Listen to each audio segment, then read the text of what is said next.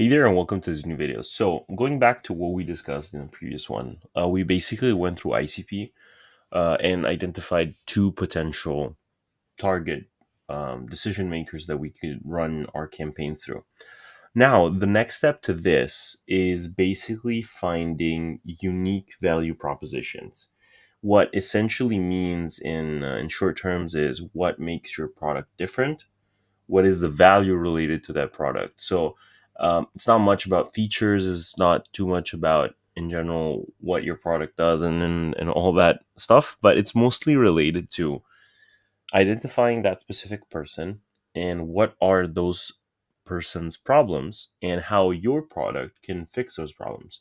So basically, why your product has something unique about it that others don't, and what is the value related to that, and at the same time, what is the proposition? So meaning, once a person were to choose that product, what would be in it for him?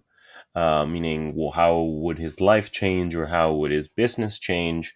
And essentially focusing more on the overall value of the thing rather than going too analytical on the features, on the things that are not too relevant in this case.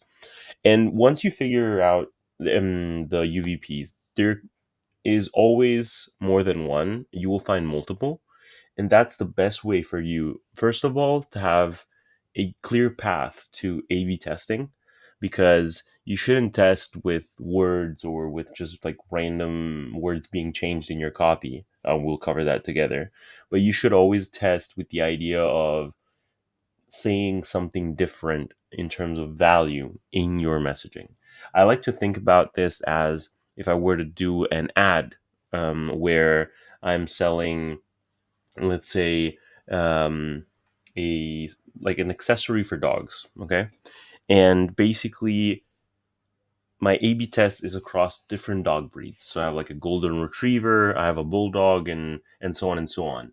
But let's say that I speak to somebody that sees the ad and he's like, "Oh wow, a golden retriever," but I have a bulldog, okay?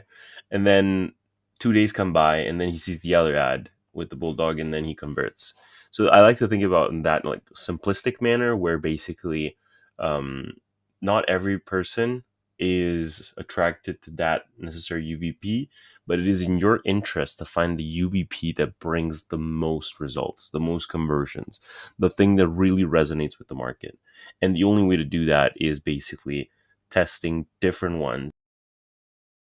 On top of that, you can also test extra ones while doing follow ups.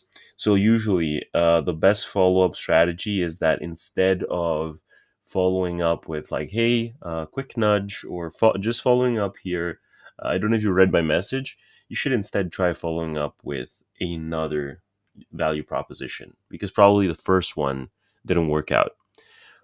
So yeah, so then this is basically it. Now we will, in the next video, talk about messaging, so that essentially we can take these things together, learn also the best practices when it comes to messaging, and then from there, finally go on GetSales to build our campaign and make sure that it brings us the best results.